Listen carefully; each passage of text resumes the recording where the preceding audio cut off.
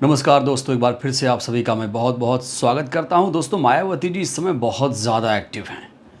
मायावती जी पर आरोप लगता था कि मायावती जी बीजेपी की बी टीम है, मायावती जी घर से नहीं निकलती है, मायावती जी सोशल मीडिया पर एक्टिव नहीं हैं। लेकिन दोस्तों, मायावती जी में इस समय गजब का परिवर्तन देखने को मिल रहा है और मायावती जी हर एक मुद्दे पर खुलकर राय रखने लगी हैं। दोस्तों, बहुजन यही चाहता था कि मायावती जी सक्रिय हों, घर से निकलें, ट्वीट करें, हर मुद्दे पर मुखर होकर राय दें। और इस समय मायावती जी दोस्तों वही कर रही है जैसा कि बहुजन समाज उम्मीद कर रहा है। एक बार फिर से अपने सख्त तेवर, सख्त लहजे में दोस्तों मायावती जी ने भारतीय जनता पार्टी के साथ साथ कांग्रेस पार्टी पर जबरदस्त तरीके से हमला बोला। दोस्तों, यूं तो मामला कर्नाटक का था, लेकिन मायावती जी ने देखा कि यहां गलत हो रहा है, यहां गरीबों मजलूमों के साथ गलत हो रहा है, सरकार गलत कर रही है। तो उन्होंने बोला। दोस्तों, दरअसल कर्नाटक में हाल ही में जो प्राइवेट सेक्टर की नौकरियां हैं उसमें स्थानीय लोगों को 100% आरक्षण दिया गया था। लेकिन अचानक से कर्नाटक सरकार ने इस फैसले पर रोक लगा दी। राज्य सरकार की तरफ से कहा जा रहा है कि पहले अब इसकी समीक्षा होगी और उसके बाद कोई निर्णय होगा। इसके बाद मायावती जी ने कर्नाटक सरकार पर अपने अंदाज में हमला बोला है। दोस्तों देखिए, दोस्तों मायावती जी जहां भी आरक्षण के खिलाफ कुछ बात हो, जहां संविधान के खिलाफ कुछ बात हो, दोस्तों मायावती जी वो नेता हैं जो आरक्षण का समर्थन करती हैं। वो चाहे गवर्नमेंट सेक्टर में हो या फिर प्राइवेट सेक्टर में हो, मायावती जी चाहती हैं दोनों सेक्टर में आरक्षण हो, दोनों जगहों पर, चाहे प्राइवेट हो चाहे गवर्नमेंट हो, हर जगह आरक्षण हो। आरक्षण से जो वंचित तबका है उससे फायदा होता है, उसे फायदा होता है। दोस्तों, मायावती जी ने कर्नाटक सरकार को क्या आईना दिखाया है, सबसे पहले मैं आपको उनका ये ट्वीट आपके सामने रखता हूं। उन्होंने लिखा है, कर्नाटक की कांग्रेस सरकार द्वारा निजी कंपनियों में स्थानीय लोगों को प्रबंध स्तर पर 50 और गैर प्रबंध में 70% आरक्षण देने का फैसला उचित अनुचित के विवाद से अधिक उद्योगपतियों के दबाव में इसका वापस लिया जाना वास्तव में इनका बीजेपी की तरह धन्ना सेठ समर्थक होने का ये नया सबूत है। दोस्तों, ये ट्वीट बहुत मायने रखता है। इस ट्वीट में बहुत बड़ी बात छुपी है। दोस्तों, क्या कह रही हैं? कर्नाटक सरकार ने जो फैसला वापस लिया है वो उद्योगपतियों के दबाव में लिया गया है और ये भी कांग्रेस भी बीजेपी की ही तरह धन्ना सेठ समर्थक पार्टी है।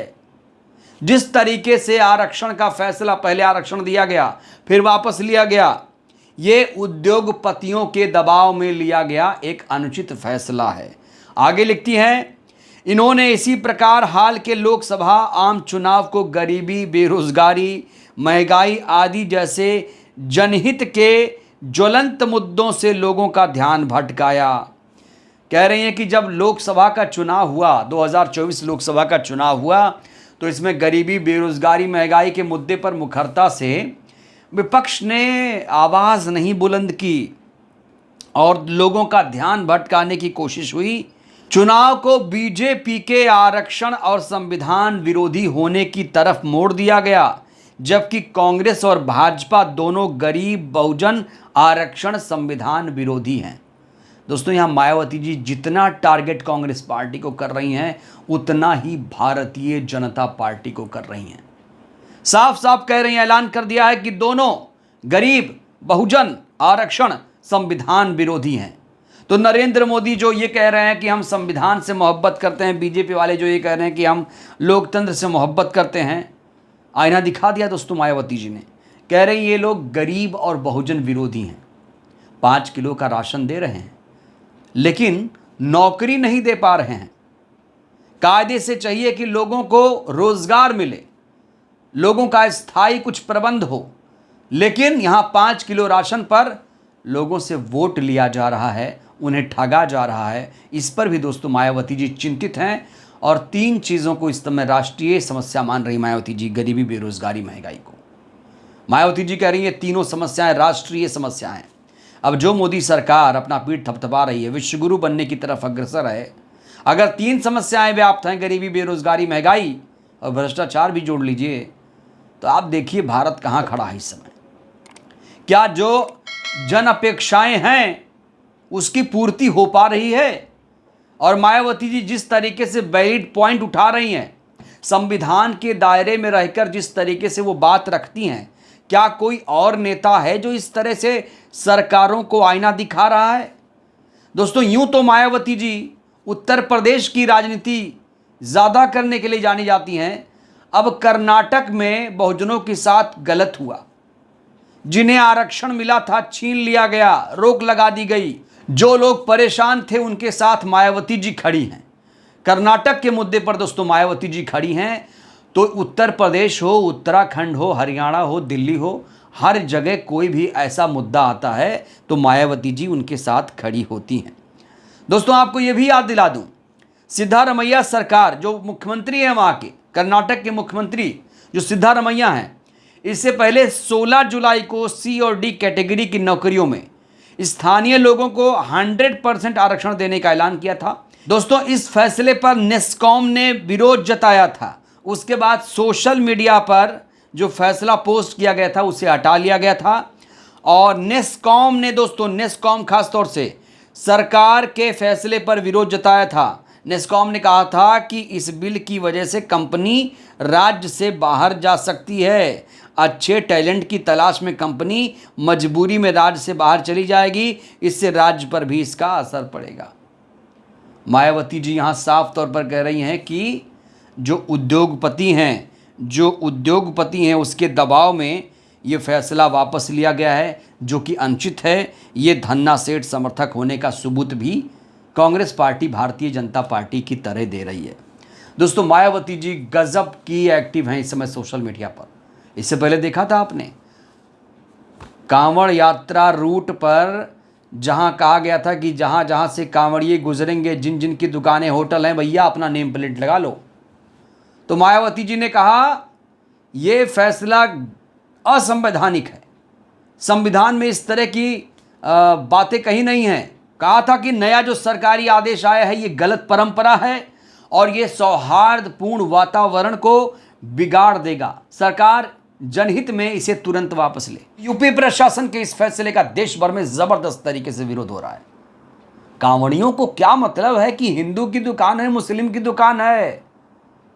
कांवड़िए हिंदू मुस्लिम करेंगे? कांवड़िए तो हिंदू मुस्लिम कभी नहीं करते। कौन भर रहा है कांवड़ियों में चाबी? अयोध्या हार गए तो कांवड़ियों का सहारा लेंगे। हिंदू मुस्लिम करके राम मंदिर बना के अयोध्या हार गए तो अब मुसलमानों पर ठिकरा फोड़ रही है सरकार।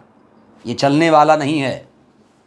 देश जबरदस्त जागरूक है और 2027 में दोस्तों लिख के ले लीजिए, भारतीय जनता पार्टी की जो सरकार है यूपी में खास तौर से, वो जाने वाली है। और मायावती जी जिस तरीके से एक्टिव लग रही हैं, ऐसा लग रहा है कि 7 के बाद 27 में अगर ऐसे ही एक्टिव रही तो सरकार बनाने से कोई भी रोक नहीं सकता। बहुत गजब का दोस्तों परिवर्तन मायावती जी में मैं देख पा रहा हूं। मैंने खुद आलोचना की मायावती जी की कई बार कि बहन जी आप सोशल मीडिया पर आइए, एक एक दिन में 2-2 ट्वीट्स आ रहे हैं। आप समझिए ये तैयारी 2027 की है। हरियाणा में गठबंधन कर लिया, गठबंधन नहीं किया था, घर से बाहर निकल रही हैं।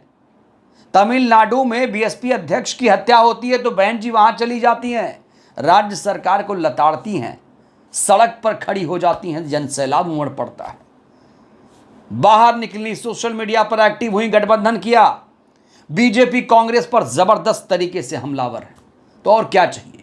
यही तेवर अगर बरकरार रहा दोस्तों तो 27 में बसपा की सरकार तय है। बहरहाल दोस्तों इस वीडियो में फिलहाल के लिए बस इतना ही। बहन जी जिस तरीके से एक्टिव है, जिस तरीके से भारतीय जनता पार्टी और कांग्रेस पार्टी को लताड़ रही हैं, दोस्तों क्या आपको भी यही उम्मीद, यही अपेक्षा बहन जी से थी? अपनी प्रतिक्रिया आप लोग दीजिएगा जरूर। बहुत बहुत धन्यवाद, शुक्रिया।